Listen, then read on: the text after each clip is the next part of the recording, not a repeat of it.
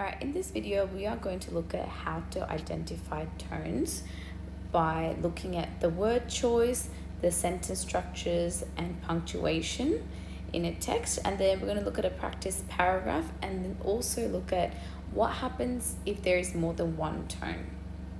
Now before we begin, I have created a list of text types and the common tones that these text types have.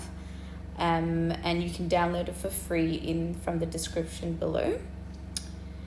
Alright, so let's have a look at the first one, which is word choice, right? So word choice, you're looking at the vocabulary, you're looking at whether it contains emotions or not, you're looking at formal versus informal language as well, okay?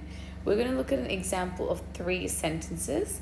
I just want you to pause the video and think about which one has a positive tone, which one could have a negative tone, and what kind of indicates to us that it's that specific tone. All right, let's go to the first one. It says, the student spoke during class. So this is just like as a matter of fact tone, so this is more neutral.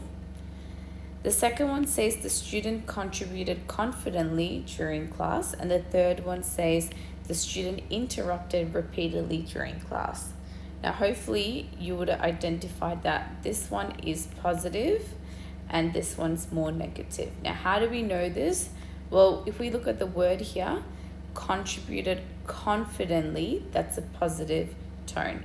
Whereas in the third one, it says interrupted, so that's a negative connotation, repeatedly, right? So this indicates to us this is a negative tone. Now, let's look at formal versus informal, okay? So the first example says the movie was awesome versus the film was highly engaging, right? So you can see the difference, awesome versus highly engaging. This is more formal and therefore is more professional, whereas this is more informal, more colloquial language, everyday language, right? All right, let's look at now sentence structure, short sentences versus long sentences. So we can see here, example 1, it says, you lied. Again, it's very short, it's very abrupt. We can kind of sense that someone's angry. Okay, so you could say angry, very sharp, confrontational. These are the words we can use to describe the tone, right? Now, let's look at it longer sentence. So it says, it was frustrating to discover that the information provided earlier was inaccurate and misleading. So here they're still angry, but they have a little bit more control and patience with it, right? So still formal and critical, but still a bit more control than the first one. So you can see short sentence versus long sentence and the difference between them, and that's how it can also indicate a specific type of tone. There's an example 2. You can pause it and read it if you like, but I'm going to move on to the punctuation. Now, if you look at these, okay, the way you would read them and hear them would be so much more different from one another, right? So the first one is more calm, what? The next one is like, what? It's more angry, maybe. And the next one, what? It's more surprised, especially the exclamation marks indicate that. And the last one's like, what? It's more like disbelief, surprised, confused maybe because of the ellipses, right?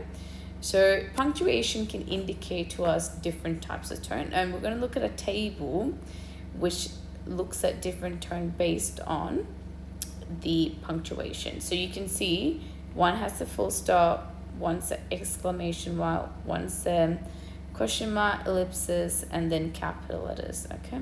So let's go through them. So the first one says, I'm coming home now. So this is quite straightforward, seems normal, calm.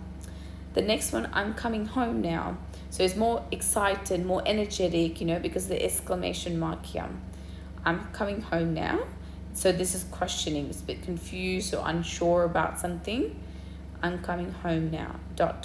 So that's a little bit, that can be either hesitant, a bit sad, uncertain. It gives us that indication that that's how the author is speaking. And the next one's I'm coming home now. So all caps.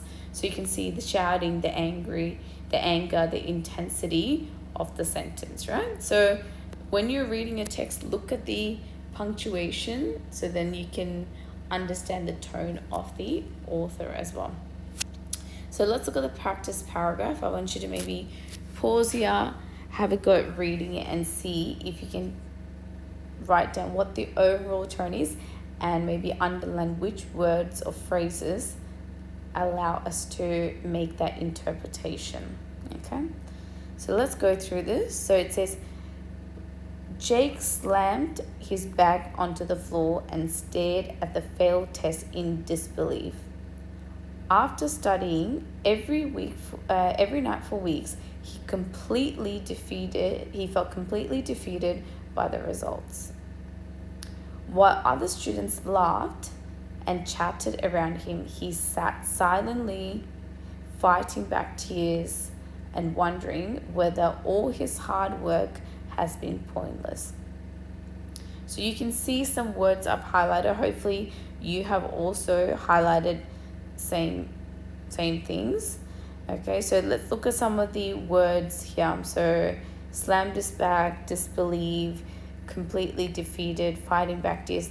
All of this kind of indicate to us the tone of maybe hopelessness or feeling a bit defeated. So he's definitely not feeling great. It's more of a negative connotation. So when you read a text, first of all, identify, is it neutral, positive, or negative? And from there, positive have different types of positive tones, negative have different types of negative tones, and then you can branch out and see what are the different tones, right?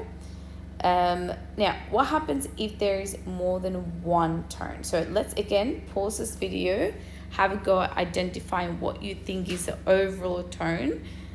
Actually find out what are the different tones first, and then find out what is the overall tone or the majority, what's the majority of the words indicating, right? So it says many students walked into the exam room feeling anxious, but the supervisor greeted each person warmly and explained the instructions clearly. Although the test was challenging, most students appeared relieved once they settled into the task. By the end of the session, several students commented that the experience had been far less intimidating than they had expected. Now, there's a bit of anxiety, bit of nervousness, okay, that we can sense, but there's also a bit of positive tone here, right? So if we look at the concern versus the positive tone, you can see these words indicate to us someone's a little bit concerned, but there's more of a positive tone. Look at the words, right? So these words outweigh, there's more positive words than negative tones. So the positive tone outweigh the negative tones. And this kind of indicates to us that the overall tone of this is more positive, a bit relieved. That's it for looking at tones. If you need more individualized assistance or help, please reach out. And if you want me to do a video on a different topic, can you please comment below so then I can have a look at what you're struggling with and I know how to help you in a better way.